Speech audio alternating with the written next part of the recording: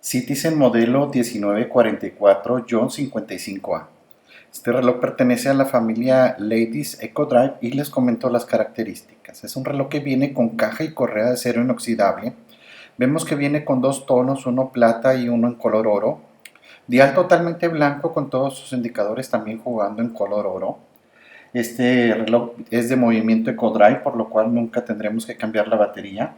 Viene con indicador de reserva de energía baja. Viene con un cristal mineral antirreflejante y una resistencia al agua de 30 metros.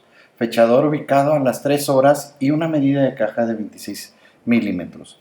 Está precioso este modelo y es súper elegante. Se lo recomendamos enormemente.